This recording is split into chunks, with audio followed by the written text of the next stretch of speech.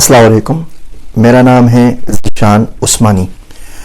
आज हम बात करेंगे कि रिस्क बढ़ाने का सबसे आसान तरीका क्या है, और वो तरीका है सखावत।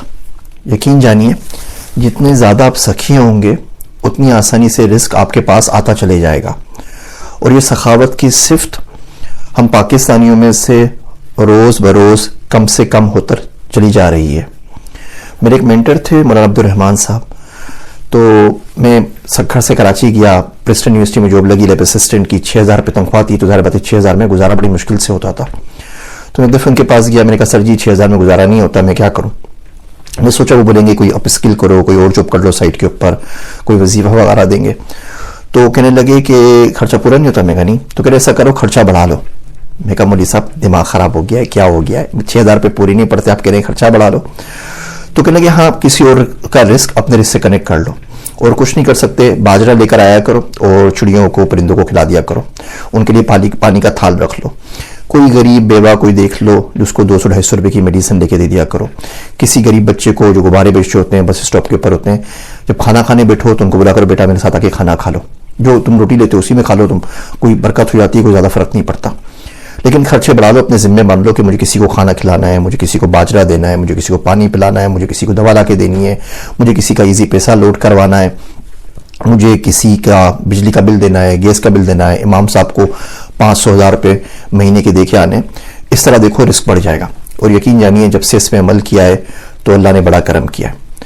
हम लोग पाकिस्तान में बड़े अजीब तरह के कंजूस हैं। जो कंजूसी होती है ना, बुखल होता है, वो बेसिकली ये होता है कि बंदा किसी और पे खर्च नहीं करता। ये एक ही किस्म होती थी, लेकिन पाकिस्तान में पलने बढ़ने के बाद इसकी 3 किस्में पता चली। पहली तो वही कि बंदा कंजूस होता है और वो किसी और के ऊपर माल खर्च नहीं करता।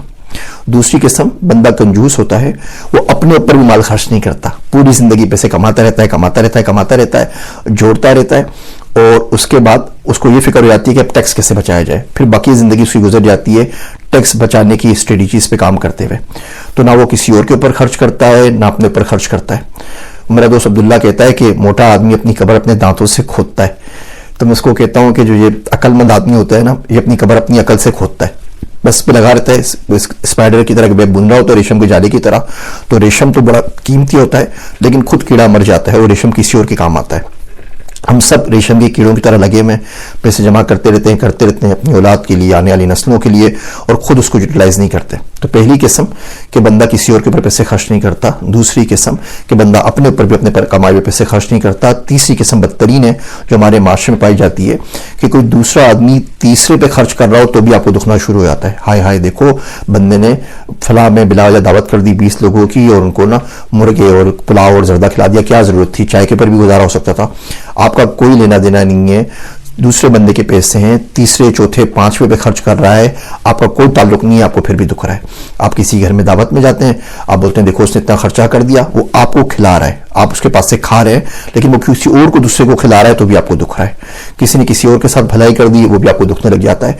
तो इस किस्म की जो कंजूसी हमारे दिलों में बैठ जाती है ना, जब तक इसको कन्वर्ट करके आप सखावत पे लेके नहीं आएंगे, यकीन जानिए रिस्क में बड़ी तंगी रहेगी।